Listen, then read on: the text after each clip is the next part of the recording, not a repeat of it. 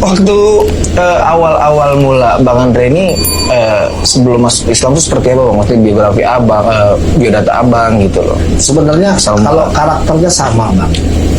Saya itu salah satu non-muslim yang paling keras. Oh gitu. Jadi saya itu yang membenci Islam, sangat membenci Islam pada saat itu. Oke. Jadi pada saat waktu pertama 212 itu, saya lupa tahun berapa itu. Pokoknya pertama kali 212 itu kayak nggak suka banget saya. Saya itu faktanya itu saya pakai kemeja.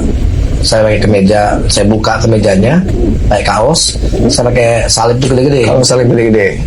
Jalan, motor taruh di atrium Senen. Oke. Kalau rame kan, saya jalan itu ke arah katedral, itu rame sekali orang. Di situ rame di daerah katedral itu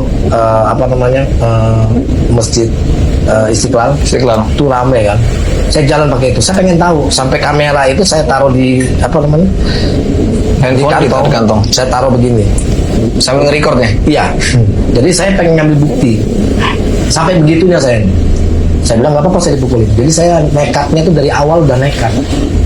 Kalau ada kejadian itu ada saya tuh kejadian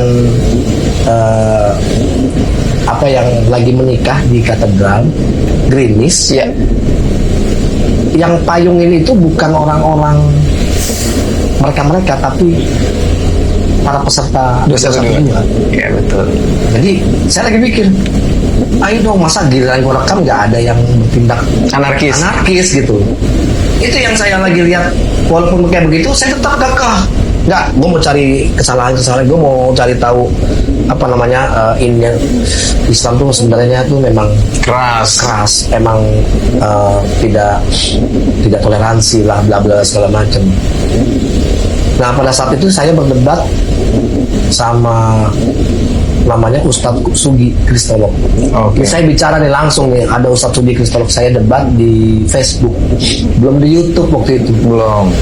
Di Facebook saya debat segala macam. Memang ada sedikit beberapa pertanyaan yang menjadi pemikiran buat saya. Jadi saya mikir. Ya singkat cerita 2018 saya agnostik. Oh sempat agnostik ya? Sempat agnostik.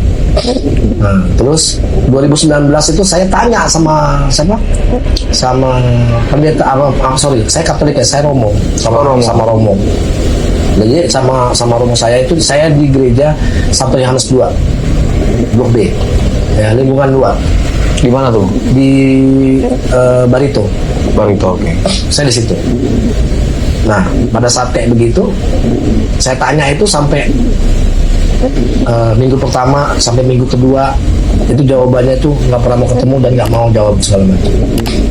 Jadi ada pertanyaan-pertanyaan yang memang menjadi mengganjal hati saya sampai akhirnya beliau sendiri, Romo saya sendiri ngomong bahwa kau nggak perlu terlalu dalam untuk perihal kayak begini. Kau jalankan saja, kau imani saja. Kok jadi imani saja? Saya bilang, iman juga harus pakai otak, saya bilang. Ini logika. Mulai di situ, saya bilang, kalau tidak menjawab pertanyaan ini, saya ngolah. Saya masuk Islam. Emang pertanyaannya saat itu apa Bang? Ada banyak sebenarnya ya, cuman salah satunya itu di Nehemia 8 ayat 6. Salah satunya. Bunyinya? Kalau kita buka ya di ini Nehemia 8 ayat 6. Itu tentang masalah kok ini tata cara sholat. Masa sih? Buka aja Nehemia 8 ayat 6. Ya, saya bukain Nehemia 8 ayat 6 sampai dengan 7. Abang bisa bacain nggak? Yang di ini kan Nehemia 8 ayat 6, yang di yang di Stabilo ini. Stabilo, oke. Bacainnya keras jadi biar semuanya tahu dan mereka bisa buka. Lalu Ezra memuji Tuhan, Allah yang maha benar, dan semua Allah yang maha besar. Allah yang maha besar, dan semua orang menyambut dengan amin, amin, sambil mengangkat tangan. Kemudian mereka berlutut dan sujud menyembah kepada Tuhan dengan muka sampai ke tanah. Itu apa, Bang? Oke. Itu apa? Iya, soalnya ya. Iya. Ini ada di mana? Ada di Bible. Saya bertanya, ini apa? Dia bilang tradisi. Oh, tradisi. Tradisi Yahudi, bla bla segala macam. Terus kita lakukan nggak? Sebenarnya Bible itu kan perintah. Ya, Kenapa kita nggak jalanin? Kenapa kita nggak ada seperti itu? Kalau Anda mengatakan ini tradisi, Natal itu apa? Bahkan Natal tidak ada di Bible. Lahir tanggal 25 Desember pun tidak ada di Bible. tapi dilakukan. Tapi dilakukan. Nah ini yang ada di Bible tidak dilakukan. Ini sampai ada pertanyaan ini nih. Ini abang juga pasti kaget, ya kan?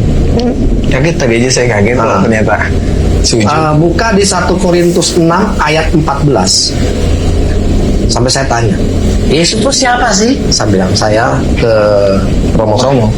Oh, dia Tuhan. Sang pencipta kan? Iya. Oke kalau gitu.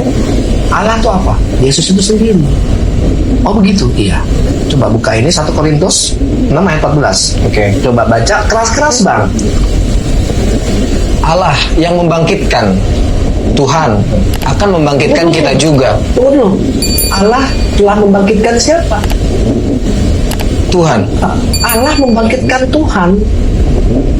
Iya di Loh, sini. Allah sama Tuhan itu gimana? Jadi ada dua. Iya. Paham nggak maksudnya? Iya. Yesus Tuhan Yesus, dia adalah sang pencipta. Allah ya Yesus itu sendiri. Trinitas itu kan Bapa, Putra dan Roh Kudus segala macam. Jadi ada dua oknum yang berbeda. Oh enggak, satu. Satu hakikat. Gak ngerti gua. Paham nggak maksudnya? Paham. Dia menjelaskan tentang Trinitas, bla bla bla segala macam, begini segala macam. Sekarang saya tanya, Yesus siapa? Anak. Dia Tuhan bukan? Tuhan. Dia Allah. Terus bagaimana ceritanya sang pencipta dilahirkan sama yang dicipta? Maria yang dicipta Allah, tapi melahirkan sang pencipta. Saya bertanya-tanya kayak begitu aja, jawabannya itu wah salah sini. Begitu juga para pendeta. Itu salah satu yang membuat trigger akhirnya abang masuk Islam. Yes. Jadi saya masuk mualaf. Jadi masuk Islam itu gara-gara saya tanya nggak jawab. Saya bilang kalau tidak menjawab pertanyaan saya mualaf. Jawaban beliau, silakan kalau seandainya kamu mau pindah karena gereja atau kita ini tidak kehilangan satu dombaku. Domba itu akan kembali. Besoknya saya pergi tanggal 16 Juli ya ke KUA. Oke. Bekasi Utara. Saya ke KUA datang, saya mau mualaf. Kenapa? Nggak apa-apa, saya ini segala macam. Padahal sebenarnya untuk bukti bahwa gue ini lihat gara-gara mulut lo ini Romo, gue ditantang, gue nggak bisa ditantang.